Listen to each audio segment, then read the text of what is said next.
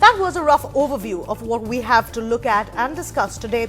Who does it impact, and is it a breakthrough or is it a setback for Indians? And we're going to be looking essentially at two major elements. Joining us on the show right now, education consultant Usha Albuquerque, as well as Krishnamurthy Subramanian, faculty finance at the Indian School of Business. Thank you both of you for speaking with us on NDTV 24/7. Let's first start off with what really appears to be the big controversy. And it's something that we've already heard an outcry about from the US-India Business Council.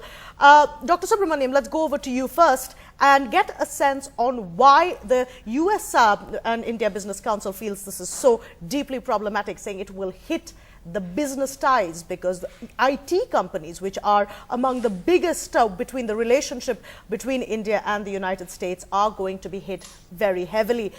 Take us through why you think that will happen and whether it's a short-term or long-term impact. So, good that you actually phrased the question in that manner, the short-term versus long-term, because that's exactly what I was going to talk about.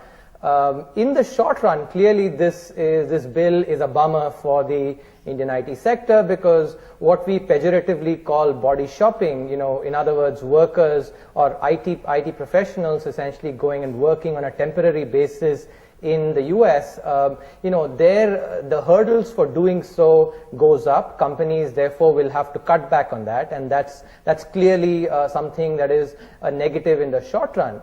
But to me, I think in the long run, this might prove to be a blessing in disguise. And why do I say so? Because if you look at the constitution of the the way the services provided by the IT sector is in India, by the Indian IT sector, it is primarily through the through services, turnkey projects that that provide customized solutions to the to the companies in the US.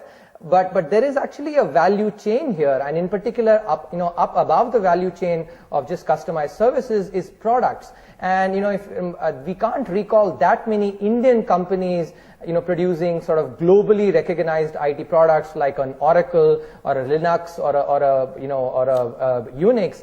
But to me, this is a hurdle that actually will really tap into the the creative energies of the Indian IT professionals. As they say, necessity is the mother of invention, and there is no reason really for us to believe that Indians cannot actually come up with good products. I just was in the US last week for attending a conference. I was talking to IT professionals. And one thing that stood out for me is that even in marketing and designing products, the Indian professionals who have migrated to the US have done very well, and therefore I do not see any reason why companies here can't do the same as well. I think the issue there, Dr. Subramaniam, and I'm going to take this over to one of our other guests now, Vivek Vadwa, the academic and author of Immigrant Exodus. Dr. Vadva, I want to take this to you because I think a point was made there that needs to be touched upon, and that is the people who have migrated there. I think there was always a clear difference that IT companies in particular, which we were focusing on, made between the workers they took over there on working visas as opposed to people they hired there on residential visas, and it seems that that boundary is going to be blurred hugely. Well, I've been researching why Indians have been so successful here.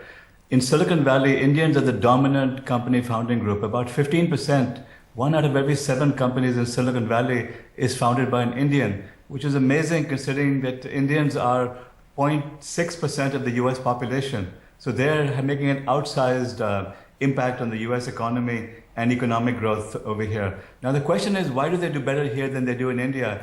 It's because when they come here, the ecosystem is a lot friendlier to entrepreneurs. It's a lot more open to innovation. It's a lot more open to thinking, and it accepts foreigners quite readily. So people who came here like myself, I came here in 1980, and in 1990 I started my first company, which grew to $120 million in revenue. It was a spectacular IPO. I employed 1,000 workers. Then I started another company 7 years later, which employed 250 workers.